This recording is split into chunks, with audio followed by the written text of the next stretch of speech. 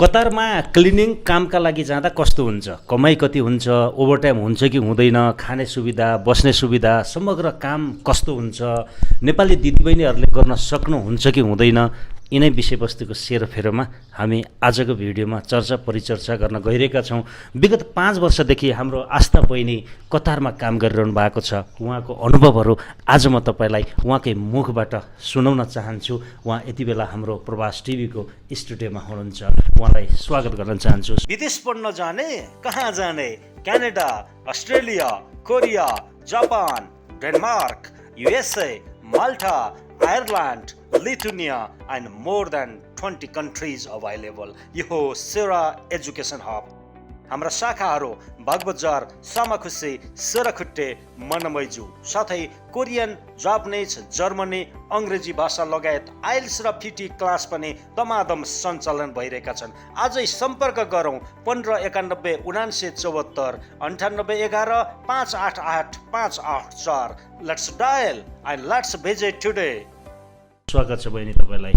हजुर, धेरै धेरै धन्यवाद। सन्चै हुन्छ? हजुर, एकदम सन्चै। तपाईँ कतारबाट कहिले आउनुभयो नेपालमा?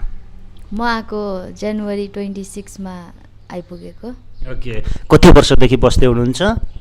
म 2019 देखि वहीँ काम गरेर बसिरहेको। ओके, तपाईँ खास के काम गर्नुहुन्छ त्यहाँ?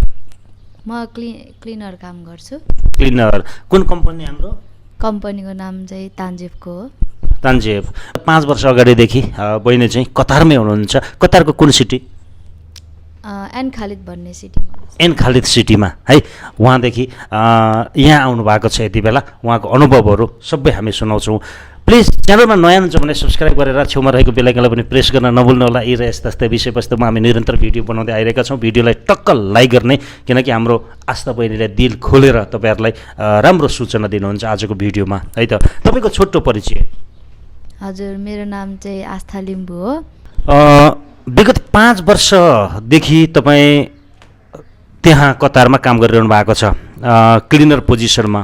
काम कतिको सजिलो छ? काम त अब ठाउँ अनुसार हुन्छ। काम सजिलै हुन्छ गर्नेहरूको लागि चाहिँ। भनेपछि तपाईँ जुन कम्पनीमा भनेर जानुभएको छ नि, त्यो कम्पनीले अरू कम्पनीहरूमा पठाउँछ हो? हजुर, गर्छ, हुन्छ त्यस्तो। म पनि बसेको हो, 1.5 वर्षमा बसेकै हो। के भन्छ, सप्लाई कम्पनी भन्छ। ओके, सप्लाई कम्पनी भनेपछि सप्लाई कम्पनीले कतारभरि ठेक्का लिन्छ र तपाईँहरूले पठाउनुहुन्छ? हजुर, अब यस्तो मैले जुन कम्पनीमा काम गरिरहेको छु त्यो कम्पनीको चाहिँ अब गरिरहेको काम चाहिँ त्यो ठाउँमा कन्ट्र्याक्ट सक्यो भने चाहिँ अब अर्को काम पाएन भने चाहिँ हाम्रो कम्पनीले चाहिँ अर्को कम्पनीलाई चाहिँ दिने हो। ओके, भनेपछि जस्तै तपाईँलाई मैले ल्याएँ, मैले तपाईँलाई अन्त काम गर्न पठाएँ होइन, अनि त्यहाँ तपाईँलाई मन परेन भने तपाईँले कम्पनी चेन्ज गर्न पाउँछ नि?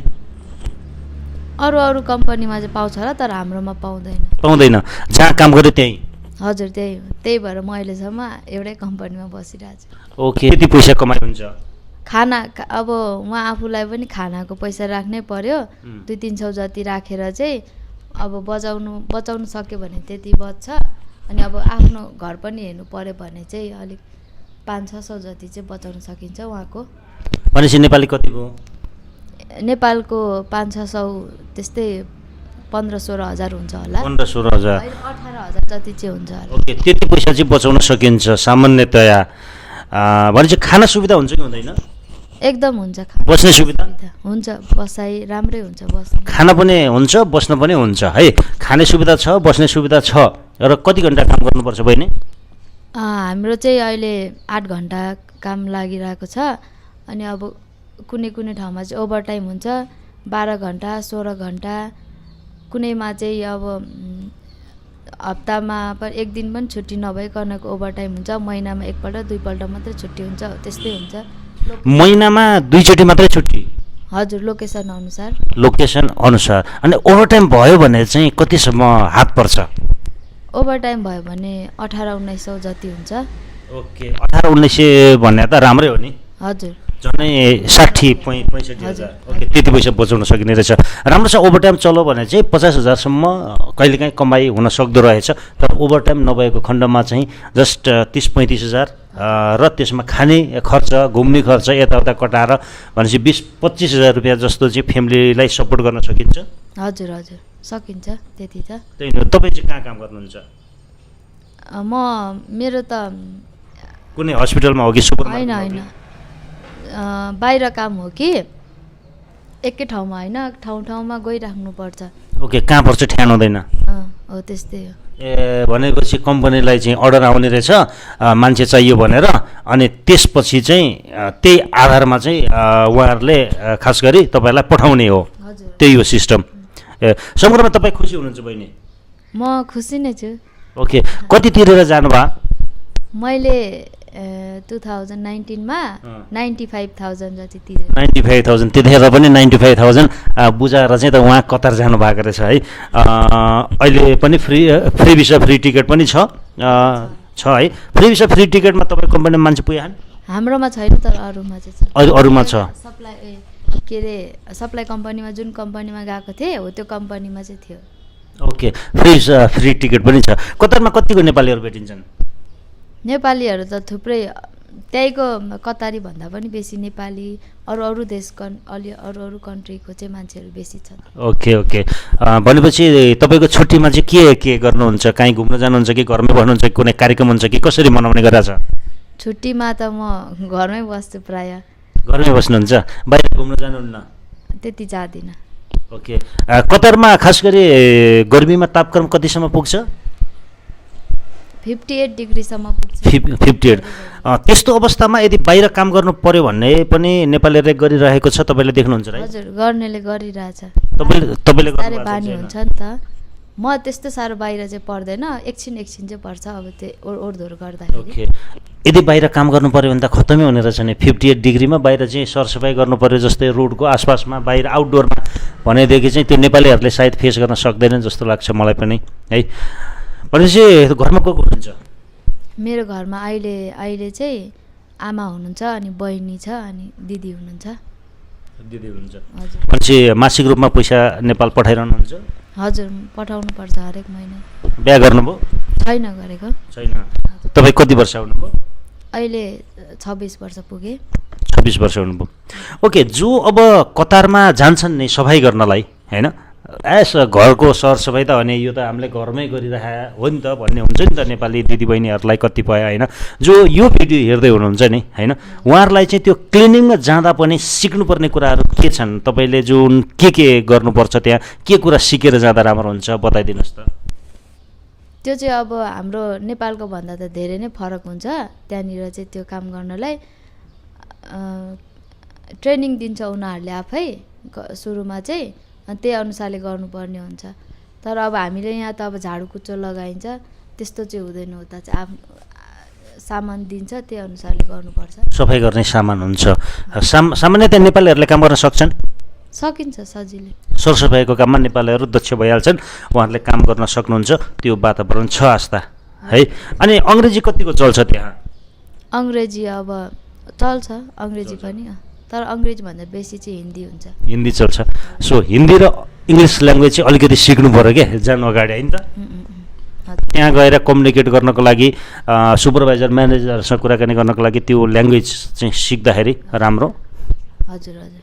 अन्त्यमा केही सल्लाह दिन चाहनुहुन्छ हाम्रो दिदीबहिनीहरू जो चाहिँ कतार आउन चाहनुहुन्छ होइन क्लिनिङ पोजिसनमा उहाँहरूलाई तपाईँ के भन्न चाहनुहुन्छ? काम सजिलो छ कि गाह्रो छ कि खास गरी कतिको के समस्याहरू आउन सक्छन् सर र बताइदिनुहोस्। काम त सजिलै हो अब मेहनतिलोहरूको लागि चाहिँ। अनि भरसक चाहिँ अब आफ्नो कम्पनी छोडेर चाहिँ अब कोही भागेर जान्छ नि त हो त्यस्तो चाहिँ नगरिदिनु। पछि अब बाहिर गएपछि काम पाएन भने चाहिँ बिजोक हुन्छ। त्यही हो। भनेपछि काम पाएन भने बिजोक हुन्छ। जो कम्पनी छोडेपछि सकियो फेरि त्यो कम्पनीमा आउने चान्स हुन्छ? चान्स हुँदैन। बाहिर फेरि हतपत काम पनि पाइँदैन अब अर्काको ठाउँमा। अनि अब बस्नुपर्ने कता हुन्छ त्यही भएर अब आफ्नै कम्पनीमा बसेको राम्रो। तपाईँले देखिरहेको छु अस्ति अब कोरोनाको टाइममा त्यति बेला चेन्ज गर्ने चान्स रहेछ र धेरैले गर्यो। अनि अब अहिले उनीहरूले काम नपाएर कति 6-7 महिनादेखि काम नभएर त्यत्तिकै रुममै बसिरहेछ, त्यस्तो पनि देखिरहेको छ। त्यस्तो अवस्थामा धेरै समस्या हुन्छ। सो जो दिदीबहिनीहरूले यो भिडियो हेर्दै हुनुहुन्छ, प्लिज कम्पनी सकभर चेन्ज नगरिदिनु होला, त्यहीँ काम गरेर आफ्नो करियर ग्रो गर्नु होला। खास तपाईँ चाहिँ यहाँ किन आउनुभएको थियो, मसँग कसरी भेट भयो बताइदिनुहोस् त हाम्रो सम्पूर्ण भ्युअरहरूलाई। म चाहिँ 2 महिनाको लागि भनेर भ्याकेसन आएको थिएँ। अनि आउनुभन्दा 6-7 दिन अगाडि श्रम गर्न गएको थिएँ म बिर्ता मोडमा।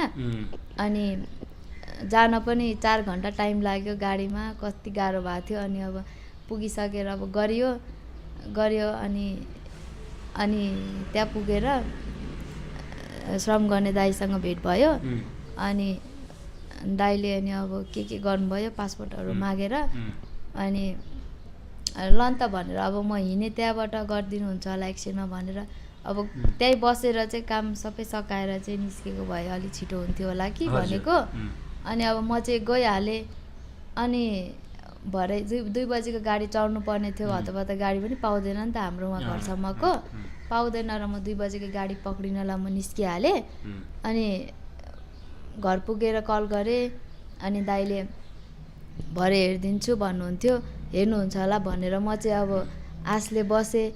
अनि अब त्यत्रो गरिसकेको गर्नुहुन्छ, उनीहरूको रेस्पोन्सिबिलिटी मिटाउनुहुन्छ नि त भनेर म चाहिँ बसेँ।